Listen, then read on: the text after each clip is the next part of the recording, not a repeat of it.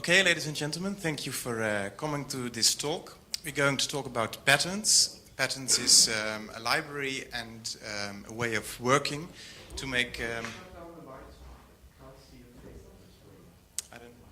Somebody know to switch down the lights? Maybe they need it for the video. We can't. Dat was me gebeurd.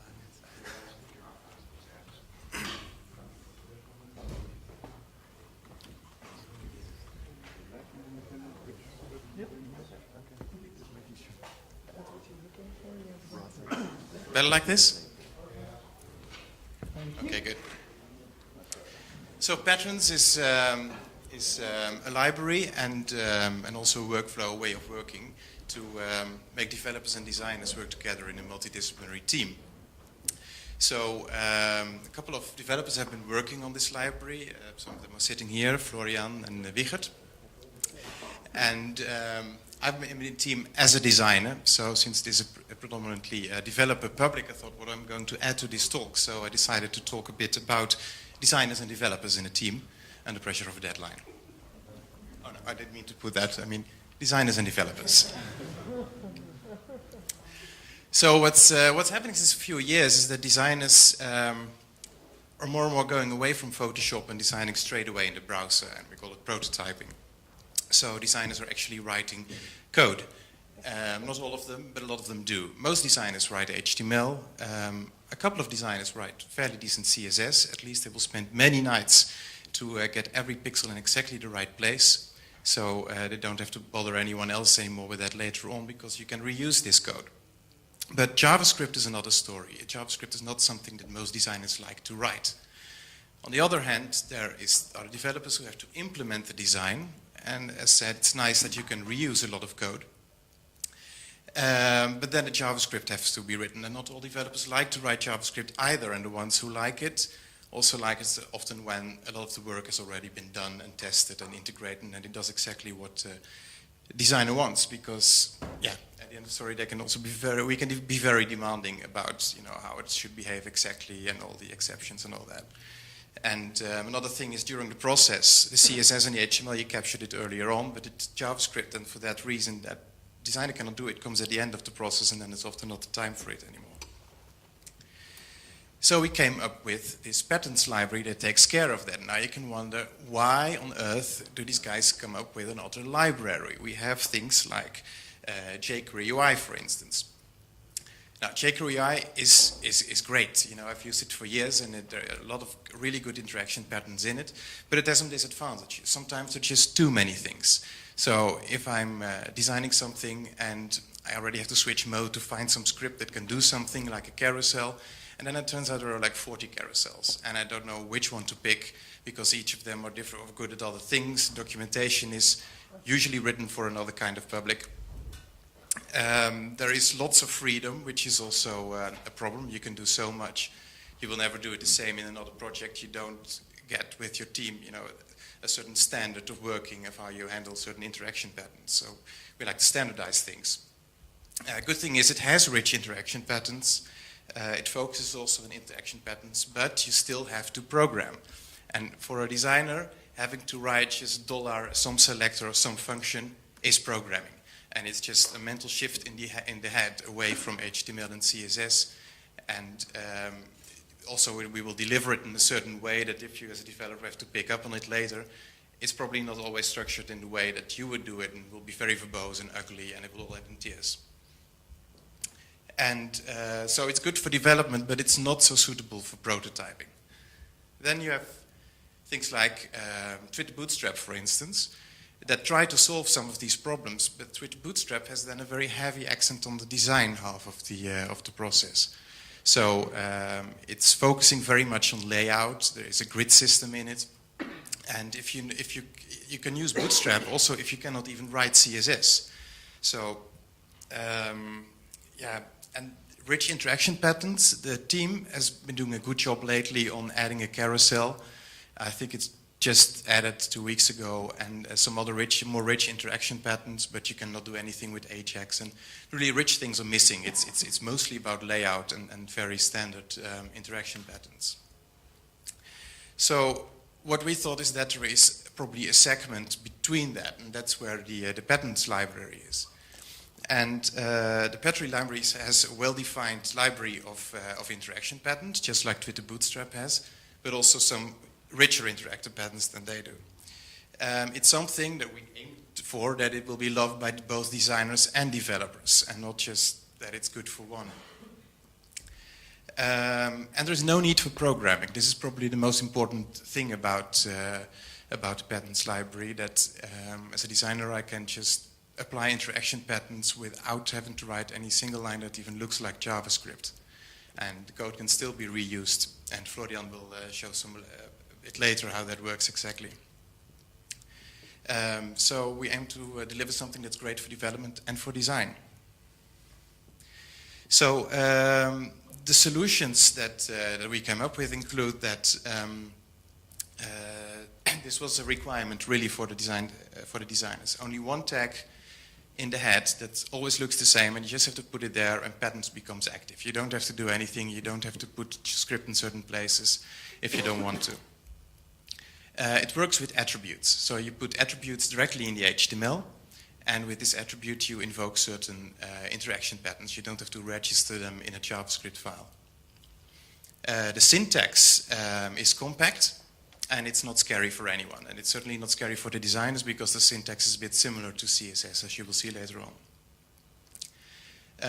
Every pattern that's in there, whether it's a carousel or form patterns or more simple things, come with boilerplate CSS in a sort of a wireframe style. So you can just copy it and paste it CSS into your style sheet, and so you can really kickstart for designers who feel challenged by that, and designers who really want to control every bit of the CSS. They can just write their own. It's extensible. You can add patterns. You can even wrap existing jQuery interaction patterns into a pattern, and also Florian will show that later. We included also a few standard things that are not patterns, but that just make life a lot easier for designers. One of them is prefix free. It's a library that's written by Leah Veru, a very kind Greek lady. And what it does is that when you're writing CSS and you want to have this simple gradient, just a shiny gold thingy, you have to write this CSS for that. And that's because of all the browser vendors, and most of them don't listen yet to the standard. And with our library, you only have to write this, and you get the same result. So you can imagine if you have a CSS file of 5,000 lines, which you easily get for a very rich modern web application. If you can bring a lot of lines back from this to this, it saves you a lot of work, and your file becomes a lot smaller. So these kind of things are nice, and designers love this, but they don't like to include it into JavaScript and everything, so it's all packaged. Another thing that's packaged is something that almost everybody uses nowadays, is Modernizer, so you don't have to package that separately. It's a JavaScript library that puts a series of classes on the HTML tag that tell you exactly what the browser is capable or incapable of. It doesn't tell you what browser it is, but it says, okay, this browser does touch, or this browser does box shadows, or cannot do box shadows. So you can do things with that in your CSS. An example of the markup is this. I have a div tag, and I can put a class on it, pet collapsible. Pet is for pattern. All the classes are prefixed, so they don't collide with your own classes.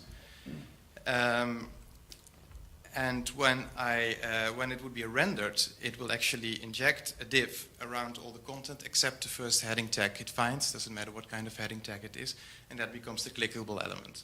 So it's very minimal. It doesn't inject a twisty or things like that, because I can do that with the CSS. On the H3, I can do a column before and create a twisty based on the open-close class that switches on the outer div.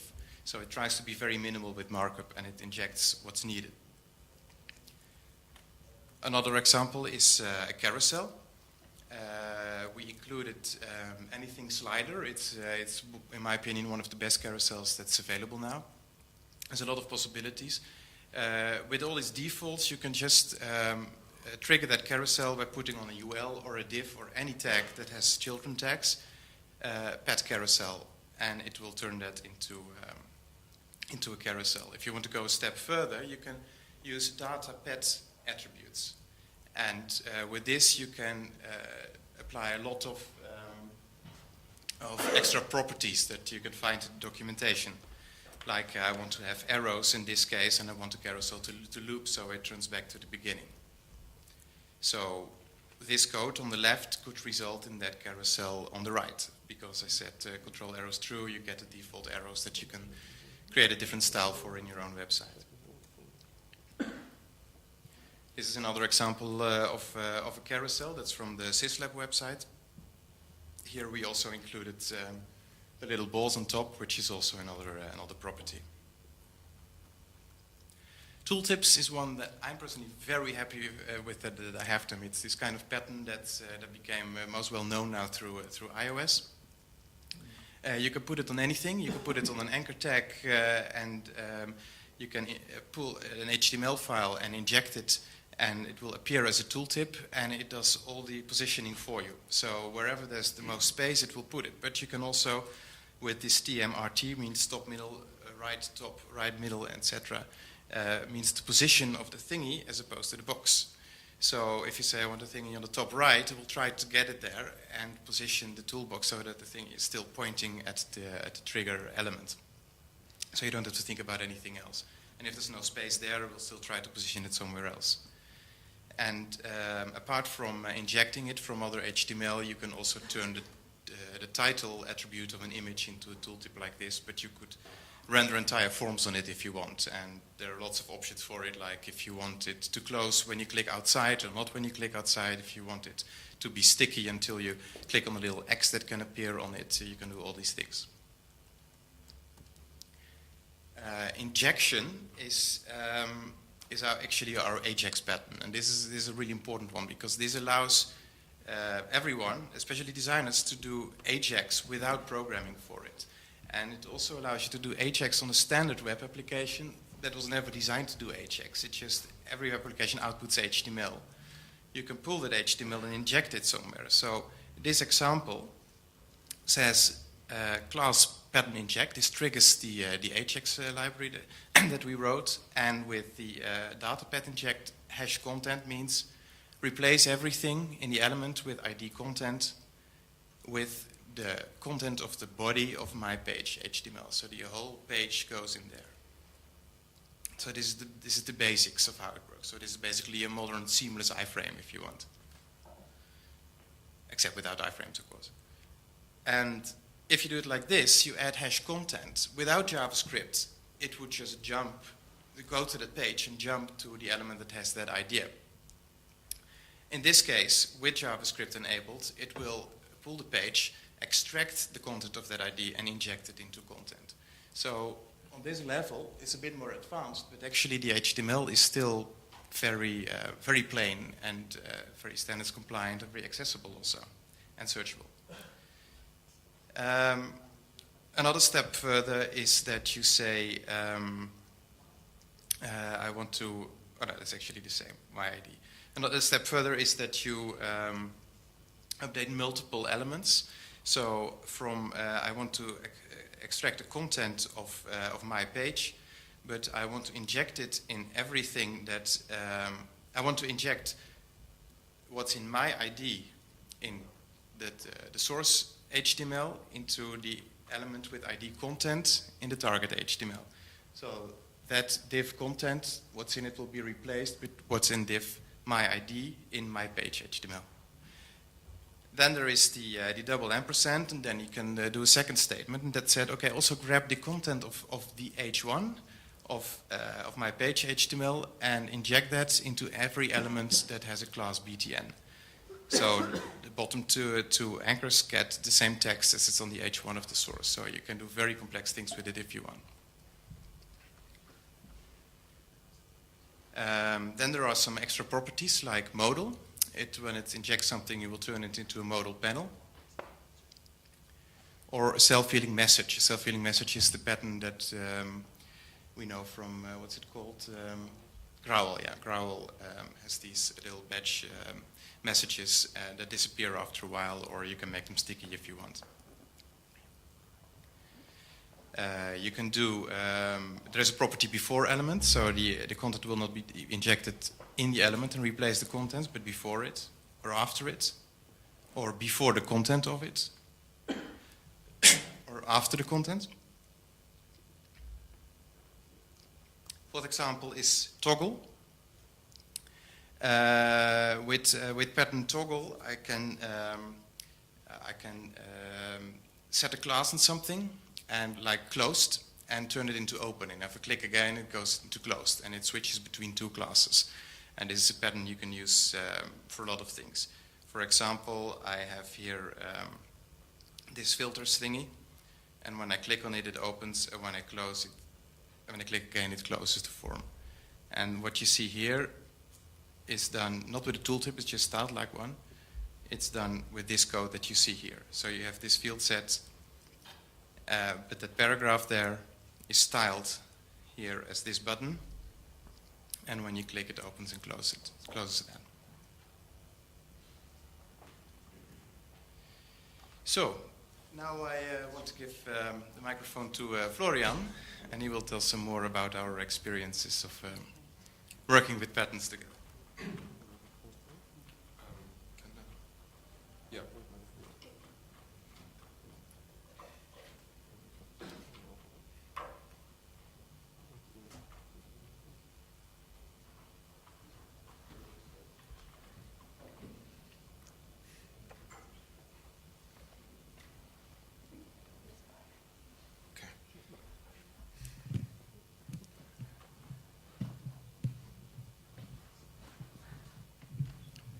Yeah, I started out as a Python developer. Since this year, I'm a JavaScript developer. I'd like to go back to Python at some point. So it's about code reusability. It's about fulfilling the needs for designers, and it's about saving as many of you the hassles to be a JavaScript developer. And if you're a developer and you say, I love JavaScript, I'm still convinced if the code is already there and if it's good and if it's doing what you want to use it. So we need to start reusing more things and make it easier for reusing it. A little bit on the workflow we're using in that around the patterns library. We have a designer, designers. Cornelis likes to, in the discussions where I'm the dog with the trying to cool my head, and Richard the same. Cornelis likes to refer to designers want to, which actually means he wants to. So we are referring to developers want to, which means like we really want to. And we got really good in figuring things out, and it's a very fruitful project. So designer wants to create a fully working interactive prototype without caring about the JavaScript and the backend. It should just be interactive and be transportable, and it's independent whether we're going to use Plone in the end, or Pyramid, or Kotti, or what's the technology of the day right now. As a front-end developer, you only want to write what's missing. Otherwise, you don't have any job. That's the point. Like if there's a pattern missing, you need to code it, but otherwise there is no need for writing front-end stuff. And as a backend developer, you actually just want to deliver and receive content and figure out whether the person doing that right now is allowed to do it, but that's it. And ideally, you take the prototype, which the designer created already, which the customer approved, and wrap it over your backend. We currently use deliverance for that. One important thing at that, we're delivering, like about the philosophy behind it, it's not JSON being communicated between the server and the front end. It's HTML. We want markup, which is for search engines optimization, way better. It's about old browsers, text-based browsers, whatever. It's something you can see, and it's all working without JavaScript. As Cornelis showed with the injection, if you click on injection and you don't have JavaScript, you will end up on the ID which was supposed to be injected. We don't want to reinvent the wheel. We're using Jquery, and we use Jquery plugins if they're good. There's some good out there. Yeah, you know. It's about unifying the interface. there's one jQuery plugin, this is configured this way, it takes some markup, the other one is taking JSON, yet another one is able to be disabled again or not disabled. There's no standard out there. Michael wrote a very nice blog post. You will probably find it if you search for development, JavaScript, and being business ready or something like that. And Python. Yeah, or Pain is probably also a good way to search for. So we want to unify the interface. If you write something in JavaScript, there should, in our opinion, there's one way to do it now, and that's it. Once you did it, there is a consistent interface, how somebody else can use it, how your dependencies are pulled in, how a bundle is created with all your dependencies in there, with all the patterns you want, and that's it. So we're creating a standard for writing UI patterns. Okay, what am I talking here all the time about? Let's have a look at some code. The best thing that can happen is there's a jQuery plugin out there, and it's doing exactly what you want. Have a look at one of these. There's, for example, the Chosen library, which turns something like this, a long list, where I can select something into a list which just looks nicer. That's great. More interesting, it's with multi-select lists. We developers think this is actually pretty cool, and I know I can use control to select and deselect again and everything. I've been told users don't know that. This is a very rare thing that people know how to use those lists. So it's way better if you have a list like this, where you can select something and you look at another one and you select it. So that's the Chosen library. I'm not taking any credit for this. I don't know the name right now by this person, but built by Harvest. It's a great library, so we want to use that. Chosen, it's called. So, easiest file, we use require.js2, which is gives us a way to, it would be great if somebody keeps me about, we're still good in time, 15 minutes. We use require.js2 to define our dependencies. So we have a logging module, where you can get a logger, tell your package name. There is a registry where you're supposed to register your pattern, so the patterns library knows about your pattern. We'll show later why this is necessary to register. And here's your plugin. And you give your pattern a name. You say, if there's a select element with a class pattern chosen, then your pattern should be active. And the init method is getting all those matching elements, so you don't need to care anymore whether the elements are matching. They are matching. You're only getting elements that match this trigger. This is a jQuery selected. And you can pass it options, later step. You activate the pattern, and that's it. And as we didn't come around yet to code it, we don't have the destroy code yet, but yeah, it's possible to activate it like that.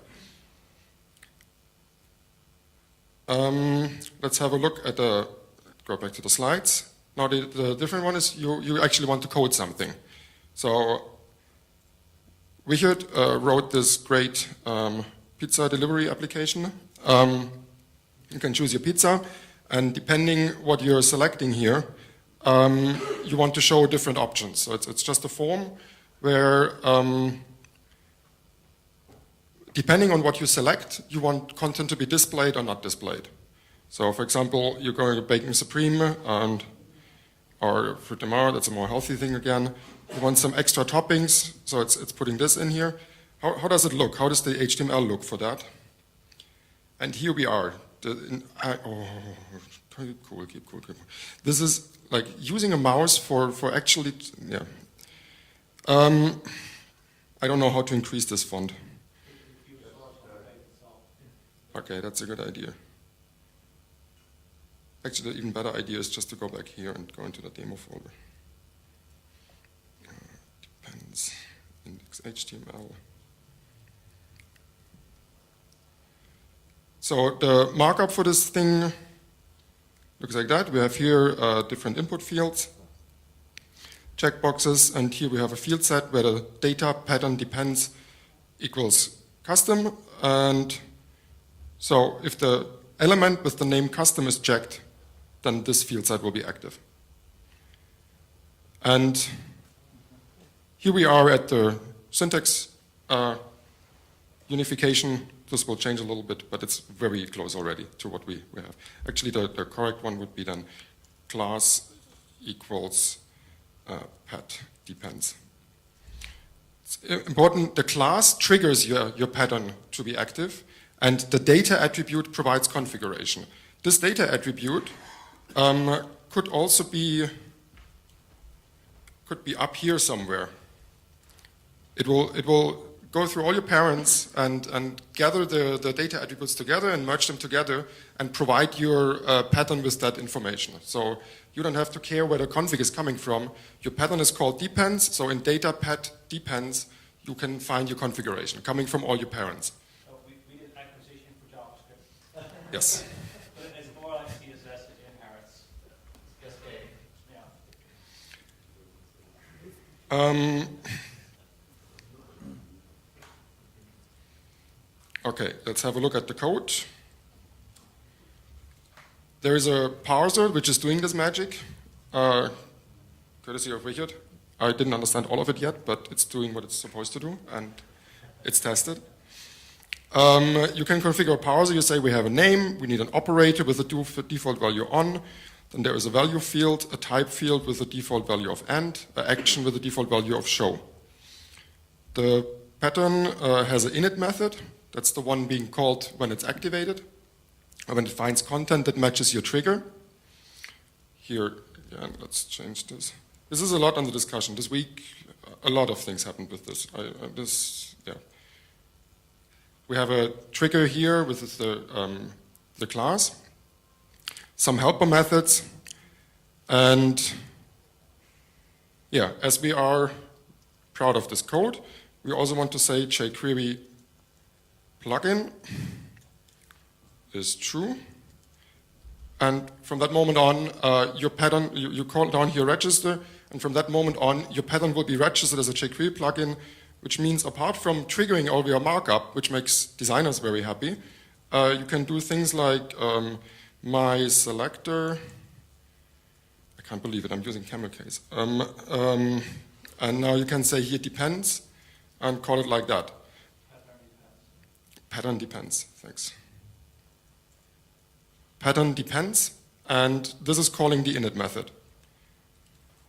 And further, it's possible to pass in here something. To pass in options. It's also part. That's the interface. If you say like I don't care about the markup stuff, I want to code JavaScript, go for it. You just create your own Jquery plugin in a very easy way, and you can use it like that. It's going back to the slides. Go on. Some internals. How do the patterns get active? It's in the registry. There is a register method, which is not doing too much. The most important bit is it's registering the pattern. And if you say I want a Jquery plugin, it will create a Jquery plugin from your pattern and register that with Jquery. The other part is the scan method. Whenever, like when your page is loaded, the scan method is called with the whole page, and whenever you inject content, the new content will be passed through the scan method. And the scan method is iterating here, is iterating over all patterns, and filters the content it receives for scanning for the triggering selector of your pattern. And if we have a match down here, if there is something matching, it will call your init method. That's the whole magic in patterns itself. Yeah, well, there is how the not important. This is the scan method and the register method are the two you care about. So much for the registry. The parser, I want just to mention, which I did already, that it's for you. Let's show you in the depends pattern init method. That should be.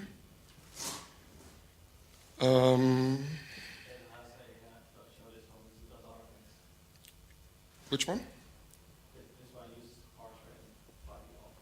Okay, then I'm going to somewhere I know how it's using it. Here's, for example, the collapsible pattern, which is a pattern that actually I fixed this, and the injection is working with it. So let's go there.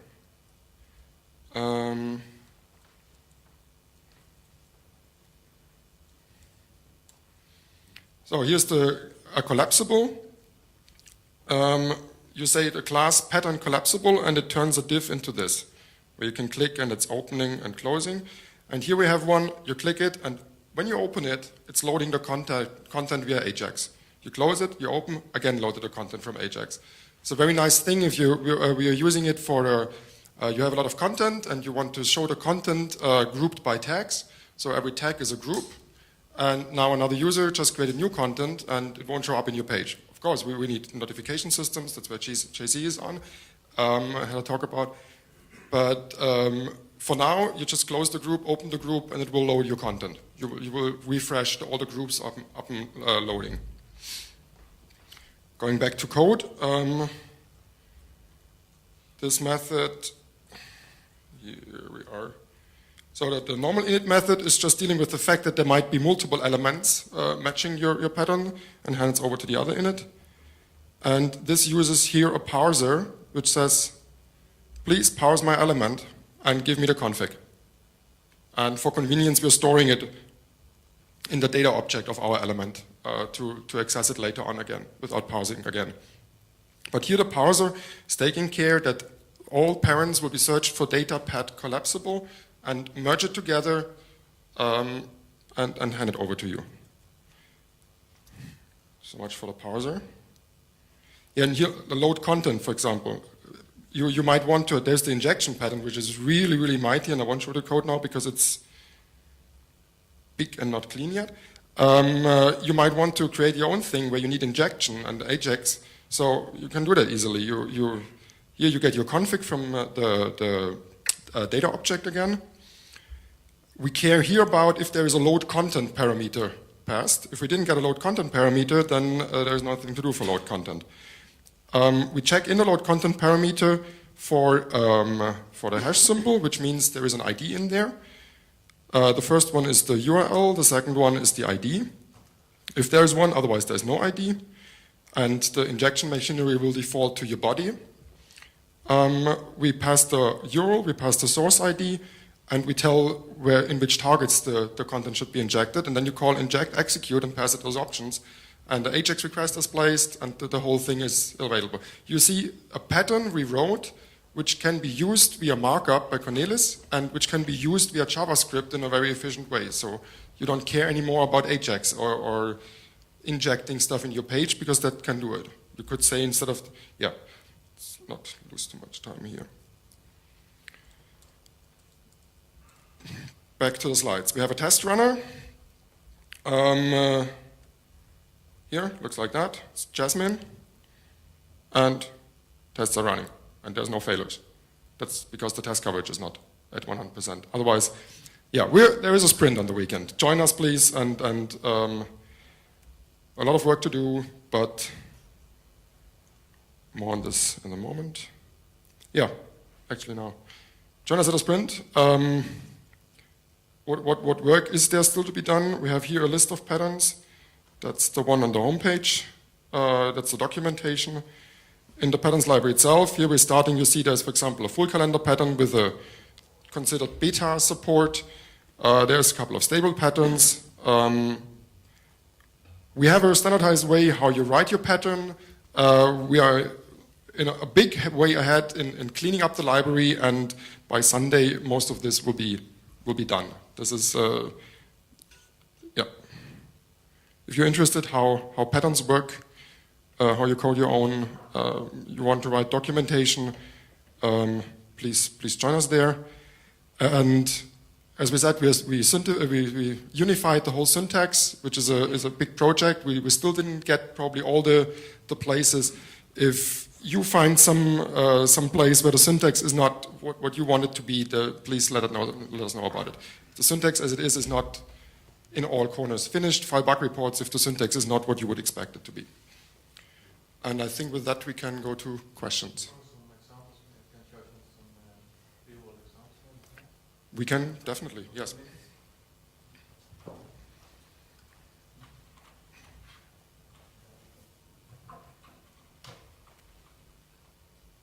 So now you've seen a few more patterns and how it really works. I can show a quick example. I already showed one with that form settings. But what you could potentially do with it. So this is a prototype in HTML written by me, and it's also built, and it looks identical because the whole code base for the front end is shared. One pattern that we showed was that data toggle. Remember that toggle the class back and forth between two classes. A typical application of it is sidebars that you toggle over.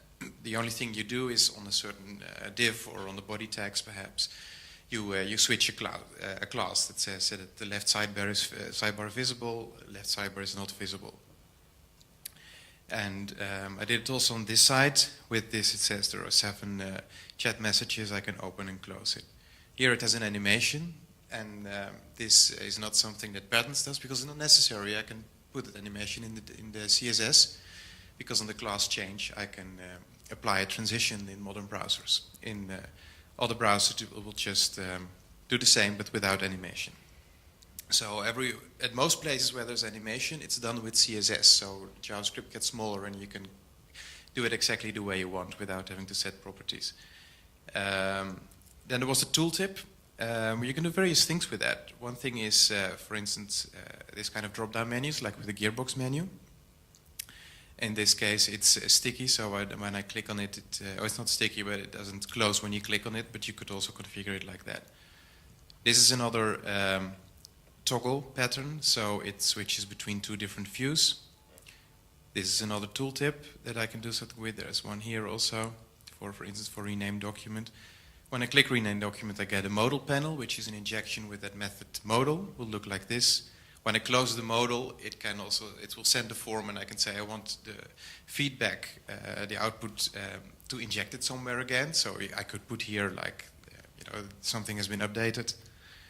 This is another example of toggle where I can make this full screen.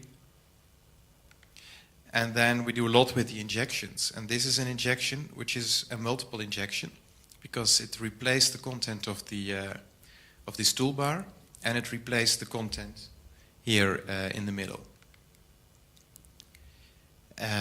So here we see an example of the collapsible that Florian just showed. You can open and close these things, and then there is another injection here to inject something.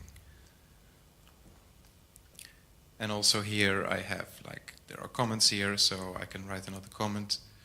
Also this is also a pattern. When I click on it, it shows a couple of buttons. And this is not a specific pattern, but most of this is done with all these class switches.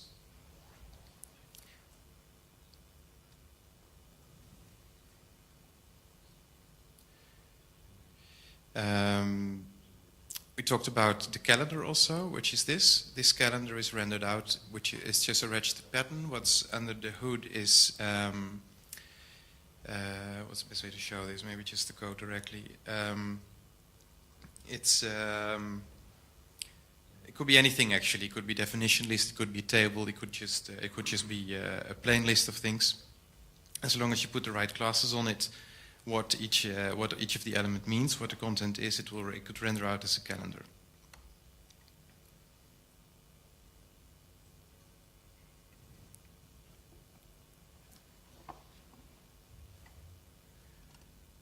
So this is the code.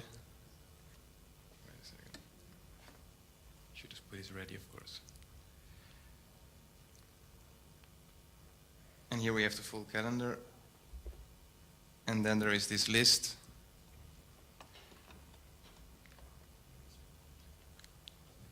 And this is what's get converted into the full calendar information based on these classes when the time start, the time end, etc.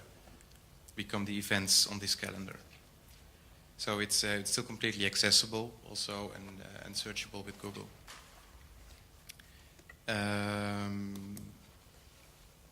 This is not yet a pattern, but I want to turn it into one. It's a markdown editor. So you can change markdown on the fly into the style of that company. Another example of a toggle is like this. I toggle just the class of this style, which has 2 divs in it. And it shows the flip side, so I can put, set this little portlet here.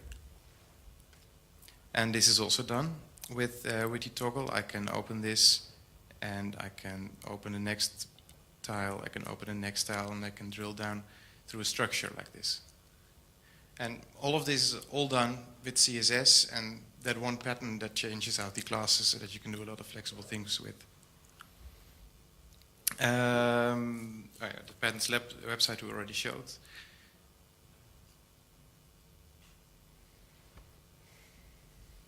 And this is another website. The syslab.com website will go live soon, which also uses the patterns. Here is a carousel with a pattern that you can jump to somewhere directly. And this is another carousel, but it has another option there with these little balls. And it loops. Oh, there's one that's nice to show, the last one.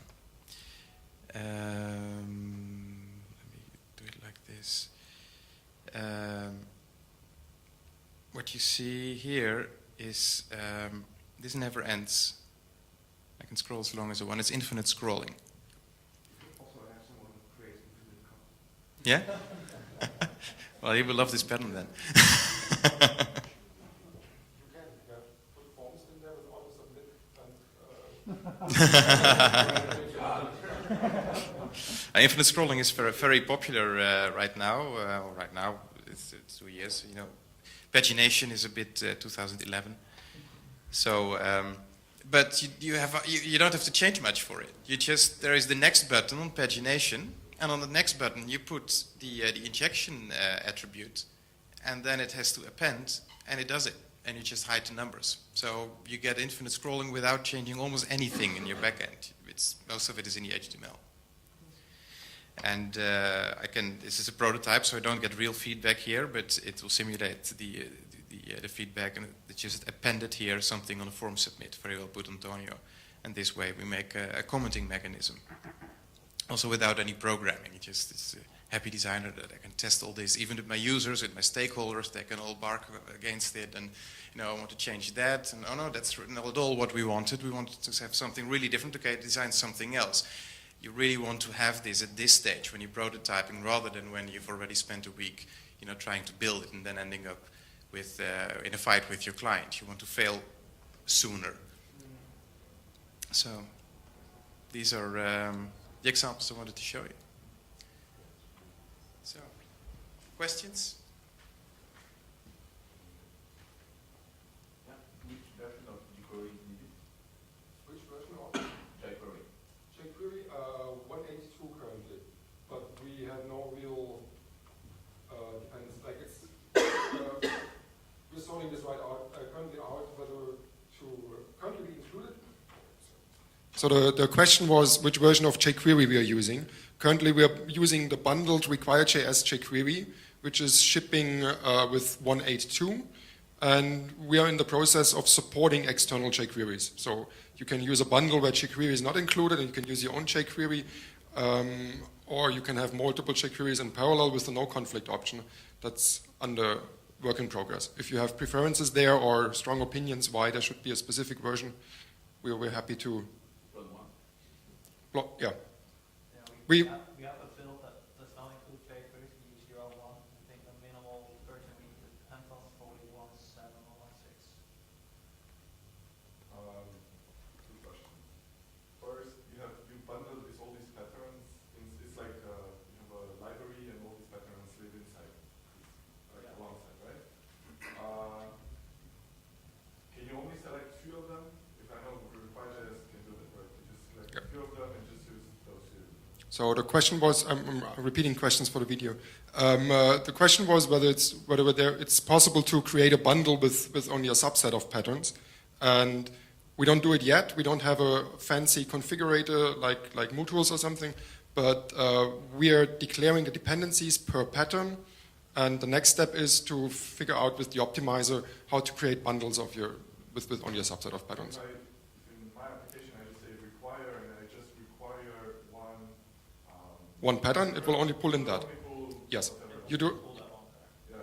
Yes. And second question, because you automate a lot of things like auto-creating Jquery plugin and stuff. Did you also work on kind of providing the testing thing? So it's we have some ideas in that area, but I mean, Jasmine is doing already a lot, and it's behavioral-driven testing. Yeah, sprint. Come to the sprint if you want. Have ideas there. Yeah. Well, I can say I was looking for this for Kolbach. Jesse. So you want to use only one pattern? Yeah. And yes, it's completely correct. Currently, it's already possible. Don't use the bundle. Make a Git checkout of the whole thing, and you write in your application your own main JS with require.js. And from there, you include only the pattern you want, which will include the registry, and fetch in the logging and whatever is needed, but it will leave out everything else. And then you create a bundle for your specific application, and will only contain the dependencies of the pattern you selected. It's just not yet possible through the web to click it together and make it nice for non-programmers. But as a programmer, you have it already. JC. Just a question about the patterns that Cornelis showed. Are there any patterns that you showed that aren't standard in the standard distribution?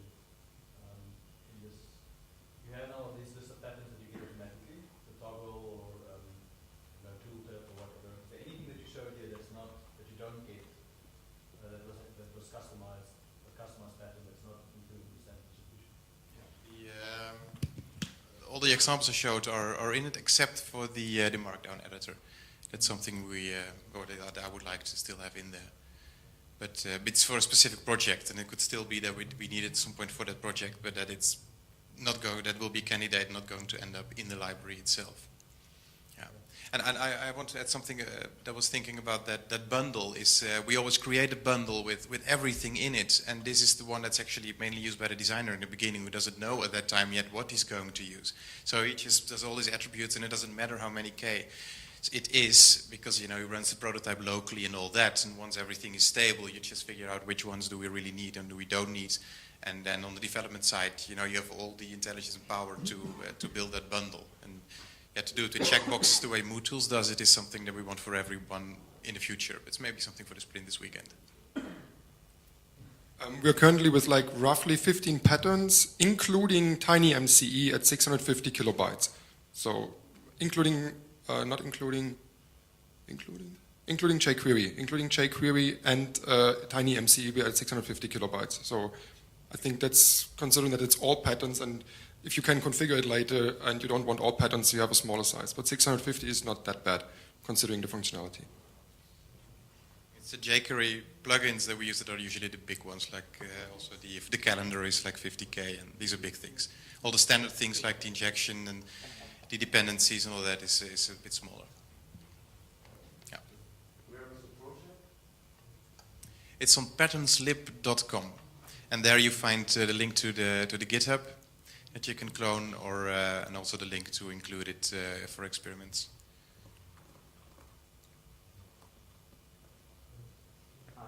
This approach, of course, simplifies the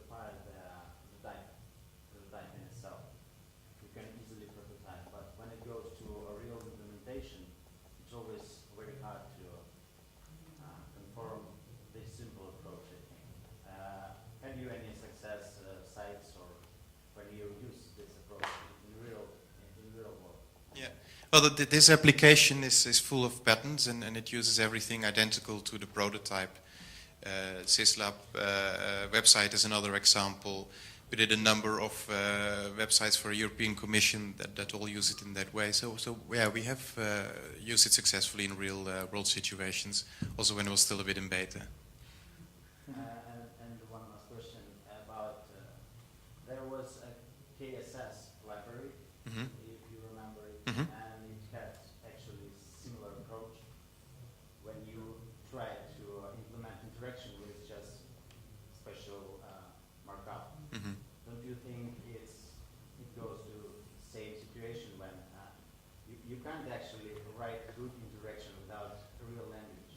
It's just declaration. So Yes, yeah. Yes and no. It has some similarities with KSS, but it's also a lot different in the way we don't use a style sheet for it. We use things directly in the markup, which I think is a big difference. You don't have to collect anything. Then this is not tied into Plone, and you can just put it in any standard HTML, and it focuses really on what are just the interaction patterns that designers use at this point, and that's why it's also such a close cooperation between developers and designers to create this library.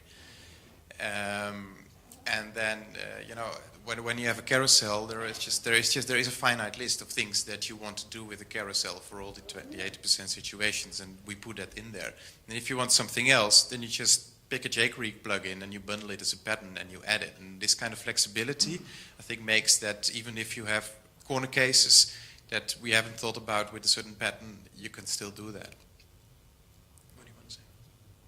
Yeah, about the real-world applications. We are using the prototype as it is and wrap it over a Plone. So it's like you're not doing this again or something. It's really in the prototype. The whole interaction behavior is you go with the customer through the process of specifying how the application is supposed to behave. And once the prototype is approved, there's no discussion anymore about what it's supposed to do, because it's doing exactly what the customer agreed on. And then you wrap that over your backend. Whatever backend technology you're then deciding to use, like here you have this area, like you don't know how to handle the discussions, whether this is going to end up in Plone or whether you have a completely other database system in that, or whether it's going via some Java service or something. You don't know at that stage. You're doing a prototype, and the prototype is getting approved, and this is what the behavior your application is supposed to have, and then you pull in different backends at the right locations to implement it.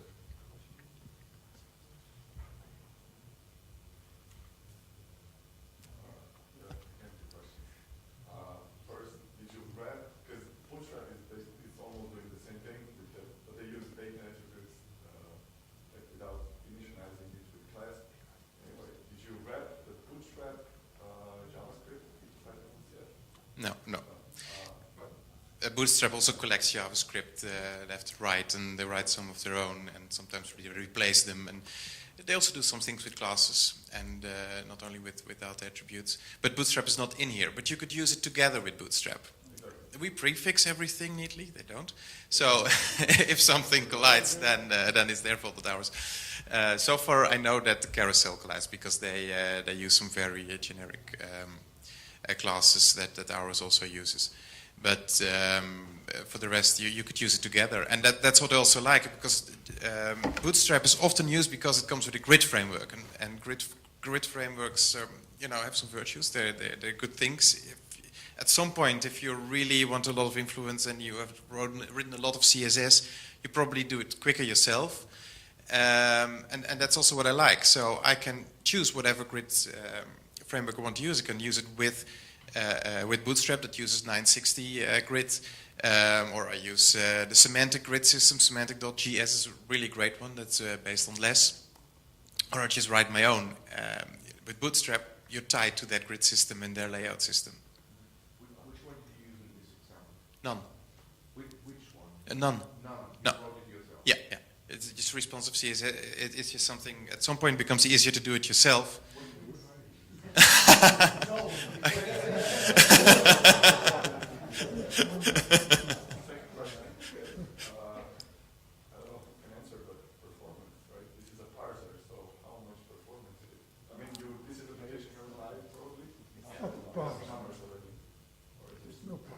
Yeah, I mean, it depends what you're doing. Let's take an example. Do you have the tree tagger in here? Does it depend how many, like the number of patterns and then the performance? No, I mean the patterns are loaded initially. So once your JavaScript is loaded, it's loaded. It's all cached from that moment on. Actually, most of the time cached too good, but it's cached, and so the initialization time or loading time of the patterns, like once it's there, it's there. What then happens is the content is like your pattern says I'm triggering on certain selectors, so there's a Jquery search whenever content is coming in, but only for that content. Like in the beginning, once for the whole page, and on an inject only for the part coming in, and then this Jquery thing is passed to your pattern, and like performance-wise, from clicking around in it, you won't feel that there is anything going on. Like we ran into issues. We have here tree tagger. which means there is all content is given in a tree, and you can click here, and you can add labels, and once you do that, it's sent to the backend, and that's the autosuggest plugin, and you can tag your content in that tree.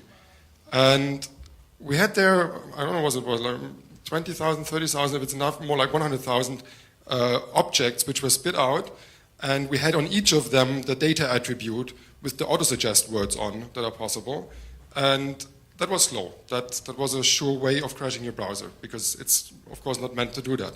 That was the point where we decided, okay, the data attribute is not supposed to be on the element where you trigger the pattern, but you move the config layer up. So actually we have only one data attribute on the parent of the whole tree. That's where the configuration is coming from, and that's where the element finds the configuration.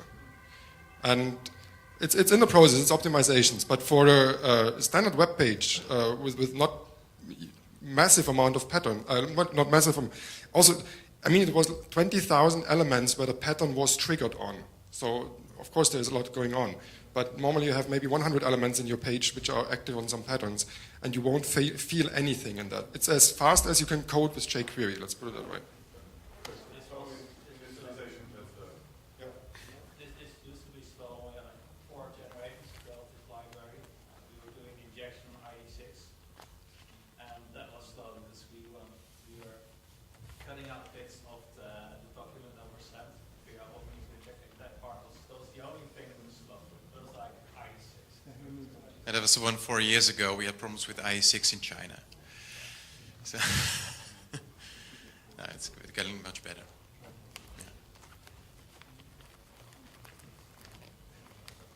Anyone a question?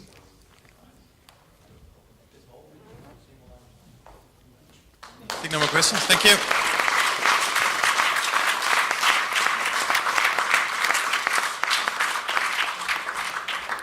If I see any of you during the next year publishing JavaScript code which is not using this approach, I track you down, I punch you in the face. This is or you deliver good reasons why to code it in a different way. I want to hear the reasons. Like if you publish JavaScript code not this way, send me an email why. This is, or blog about it, something. Welcome to the real world, Florian.